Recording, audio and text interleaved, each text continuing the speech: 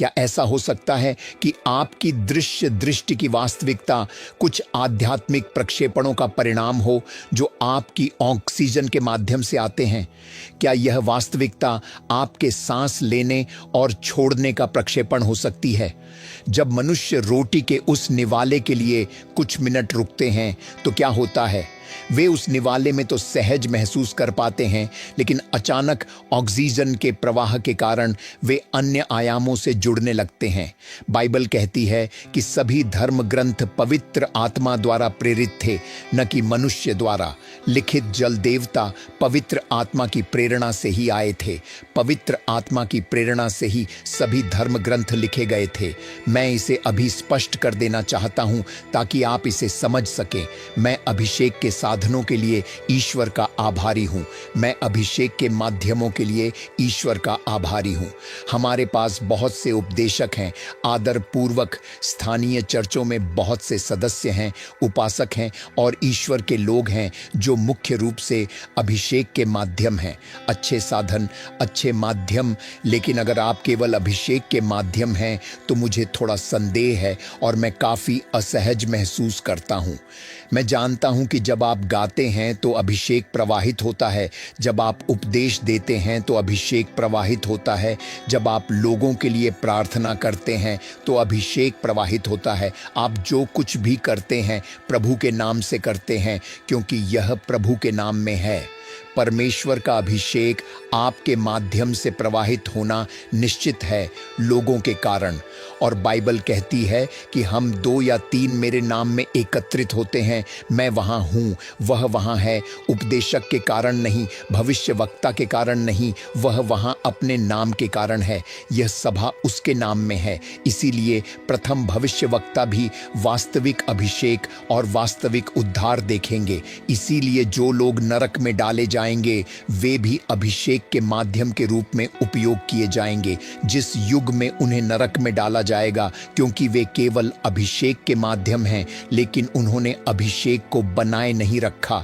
आइए हमारे साथ चलें। इसीलिए हमारे पास बहुत सारे माध्यम हैं, लेकिन हमारे पास ऐसे लोग या उपदेशक या अधिकांश लोग नहीं हैं जिनमें महिमा को बनाए रखने, अभिषेक को बनाए रखने और अभिषेक के भंडार के रूप में रखने की क्षमता हो। वे केवल माध्यम हैं। उन्होंने अपने शोक को रोकने के लिए अपने पात्रों को शुद्ध नहीं किया है। वे केवल आपके शोक के प्रवाह का माध्यम हैं, उसे रोक नहीं पाते और इसी कारण वे अंधकार से भरे हुए हैं, बदलते भावों, राक्षसी गतिविधियों और कभी न खत्म होने वाले संघर्षों में डूबे हुए हैं। क्यों? क्योंकि उन्हें पवित्र आत्मा की प्रेरणा नहीं मिली है जो शास्त्रों को प्रकट और उजागर करती है। इसलिए सभी शास्त्र पवित्र आत्मा से प्रेरित हैं, यानी उन्होंने इस पर उपदेश दिया है। यह पवित्र आत्मा की ऑक्सीजन के माध्यम से आता है, यह आत्मा की हवा के माध्यम से आता है। क्योंकि आप देखिए, कोई भी व्यक्ति ऑक्सीजन लिए बिना अगले 20 मिनट तक जीवित नहीं रह सकता। क्या ऐसा हो सकता है कि आपकी दृश्य दृष्टि की वास्तविकता कुछ आध्यात्मिक प्रक्षेपणों का परिणाम हो जो आपकी ऑक्सीजन के माध्यम से आते हैं? क्या यह वास्तविकता आपके सांस लेने और छोड़ने का प्रक्षेपण हो सकती है?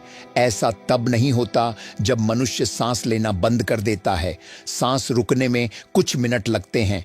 वे मतिभ्रम कैसे कर पाते हैं? हाँ, अचानक वे ऑक्सीजन के समुद्र तट के कारण अन्य आयामों में प्रवेश करने लगते हैं। ये आयाम या क्षेत्र ऑक्सीजन और कार्बन डाइऑक्साइड का सांस लेना और छोड़ना करते हैं जो हमारी मायावी चेतना में प्रवेश करते हैं। ऐसा क्यों है कि शास्त्र पृथ्वी पर सब कुछ व्यर्थता पर व्यर्थता कहता है? ऐसा क्यों है कि ईश्वर मनुष्य का न्याय करता है और उसे ऐसा मनुष्य कहता है जिसने अपना हृदय व्यर्थता में लगा लिया है? इसलिए प्रेरणा पवित्र आत्मा की सांस है। ईश्वर की आत्मा उसके वचन पर सांस लेती है। ईश्वर का वचन पवित्र आत्मा की सांस द्वारा स्थानांतरित किया गया था और ईश्वर के वचन को समझा नहीं जा सकता। आत्मा की सांस के तल को बंद करने में महारत हासिल करना। चरवाहों और आत्मा की सांस द्वारा आप शास्त्रों में बंद ईश्वर के वचन के रहस्य उद्घाटन वरदान को खोल सकते हैं। घातक अक्षरों की सीमा से बाहर निकलकर शास्त्रों के उन आयामों में आ गई जो जीवन देते हैं। यह गहरी संगति, समर्पण और परमेश्वर के गुप्त स्थान के शासन में जागृत और जीवित रहने से होता है, जहां ईश्वर आपके विचारों का प्रेरक है, जहां मसीह आपके जुनून का केंद्र है। ये वे गतिविधियां हैं जो आत्मा की सांसों को खोलती हैं।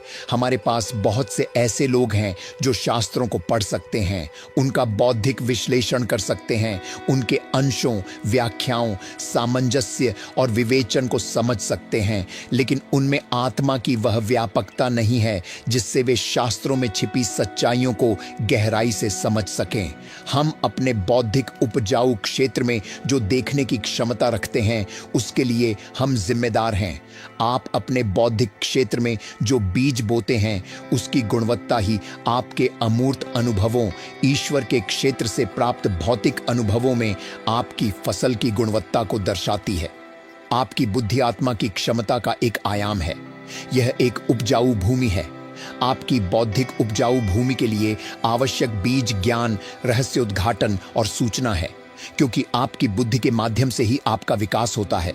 आपके स्वभाव, आपकी स्थिति और आपके पक्ष का गढ़ उन बीजों से बनता है जिन्हें आपने अपनी बुद्धि को पोषित किया है। एक पीढ़ी को नियंत्रित किया जा सकता है, एक पीढ़ी को नष्ट किया जा सकता है। आप जो जानकारी उस पीढ़ी को देते हैं, उसके आधार पर एक पीढ़ी को प्रभावित किया जा सकता है। प्रश्न यह है कि आपने किस स्तर की प्रेरणा, किस स्तर के ईश्वरीय वचन को आपकी बुद्धि में बोया है, जो बाइबल की व्याख्या, रहस्योद्घाटन की समझ और लिखित शास्त्रों के माध्यम से आरोहण के लिए आत्मा की प्रेरणा सुनिश्चित और गारंटी देने में सक्षम है। हे प्रभु, मुझे मेरे वचन की गहराई दिखाइए, मुझे अपनी आत्मा के आयामों में ले जाइए जहां लिखित वचन का प्रतिरूप स्थापित है, क्योंकि शास्त्रों में लिखा प्रत्येक दर्शन एक वास्तविक अनुभव का दस्तावेजीकरण था और दर्शन जागृत होते हैं।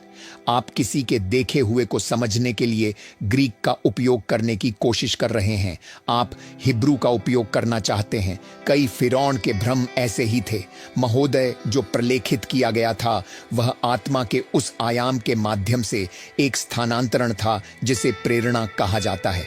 इसका अर्थ है कि लोगों को उनके द्वारा लिखे गए प्रतिरूप में स्थानांतरित किया गया था और उन्होंने झुंड को देखा, और जो वे देख रहे थे वे वही लिख रहे थे जो उन्होंने देखा। उसी प्रेरणा से आप अपने जीवन में शास्त्रों को जीवंत होते देखेंगे।